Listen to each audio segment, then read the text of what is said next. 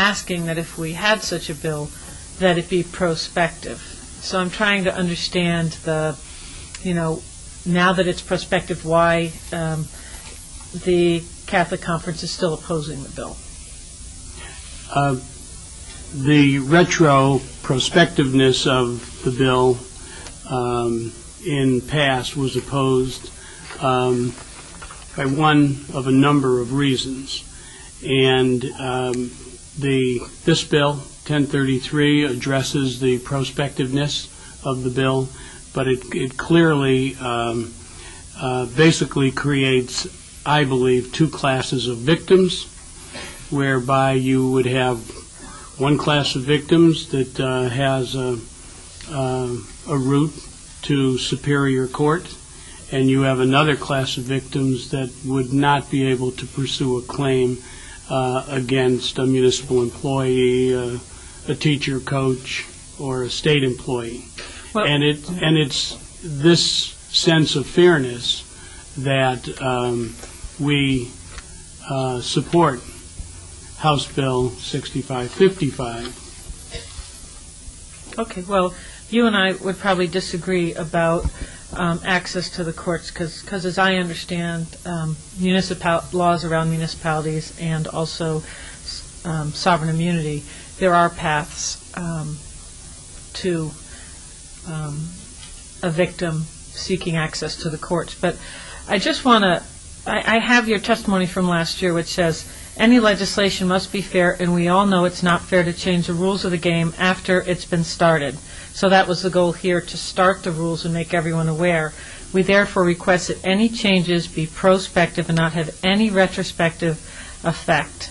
And so I just, that was what I was operating off in trying to come up with a prospective statute of limitations bill. The other, I'm also looking at... Are you asking a question? Or? Well, now I will. Go ahead. You can respond to that, and then I have some questions about that. I think the points that we made last year clearly dealt with the fact that previous bills were retroactive. But we also had the same concerns that I outlined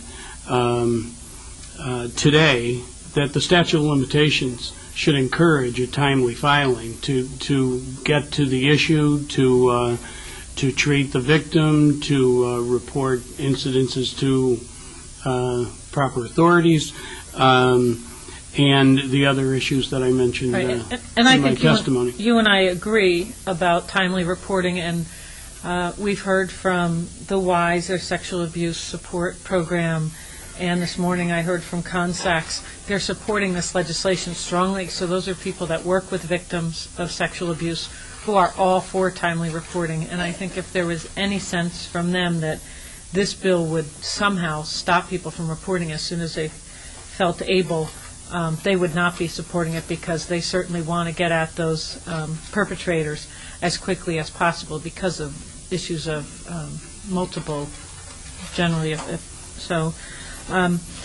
And then another question on the handout that I received today, you say the current statute of limitation provides unlimited time for bringing civil claims. And I just want to be clear about that, because I looked that up while I was sitting here today. It's been my understanding, and I think others in the room as well, that there is a statute of limitation for victims of child sexual abuse. Your statement here seems to say there is no end date. Is that what it says? The current statute of limitation already provides an unlimited time for bringing a civil claim against the perpetrator of sexual abuse. Convicted perpetrator. Oh, okay. That is. Okay, so that is correct. So you have to be convicted before you can bring that claim. So that's a little bit different than what we're talking about. Are you aware, I don't know if you've looked at the list of who's testifying, but are you aware of other organizations that might be here today opposing the bill? Nonprofits or, organizations such as the Catholic Church?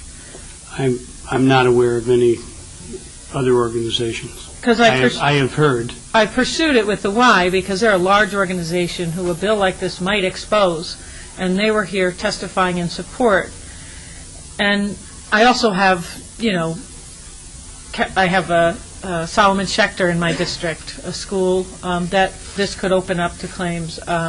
Any of the private preschools or preschools that are part of large organizations, Yale Children's Hospital, Connecticut Children's Hospital, and I haven't heard from any of them that they oppose this bill. So I'm trying to figure out why the Catholic Conference is here opposing this bill when there are other groups who might be affected in a similar manner. I think that you're concerned about long-term, even though you have all these policies in place, why they're not here opposing the bill.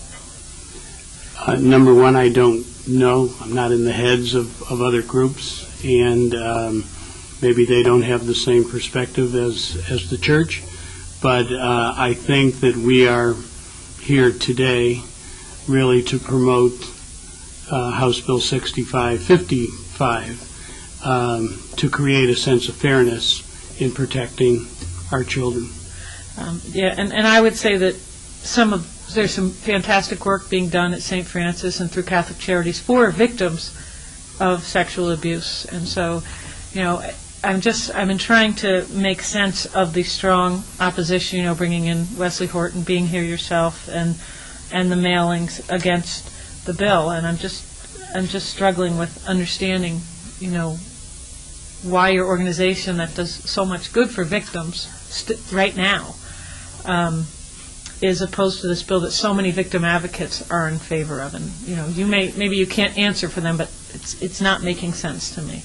Well, as I mentioned, House Bill 6555 would permit victims in all sectors in Connecticut to pursue a claim in terms of damages or what have you, and that's our main concern. Okay. Well, I appreciate your answers to my question. Thank you, Mr. Chairman. Representative Holder-Winfield. Thank you, Mr. Chair. Good afternoon. Good afternoon. When you were conversing with Senator Bai, I think you said, and I don't want to mischaracterize what you said, but I think you said that this bill, and by that bill I mean 1033, creates two different classes of victims. But I think you testified the last time that we heard this bill that there were already two different classes of victims. So just for clarification, what does this bill do to create two different classes of victims? I think more properly put is that there are two different classes of victims. It doesn't create two different classes, but the way the current statutes provide is that victims of sexual abuse in the private and non-public sector have access to Superior Court in terms of their claims, and if you are a victim in the public sector, you have no recourse. And we support 6555 out of a sense of fairness and our concern to protect all the children. And I understand and appreciate that, but then I ask, what is your opposition to 1033? I'm asking you, recognizing why you support 6555, I become unclear about why you're opposed to 1033 if this bill doesn't actually create those two different classes. Why we're opposed to 1033 if it doesn't 1033? actually create the two different classes you're speaking about. Because that seemed to be what your current opposition to it was. Now I understand your question. I think that Attorney Horton clearly outlined the problems with 30-year statute of limitations, and we think that it's clearly long enough, and our view, our direction is to, again, create a sense of fairness in protecting all the children of our state. So your testimony would be that even if 6555 passed, before this bill passed, in effect, eliminating those two different classes, you would still be opposed to this bill?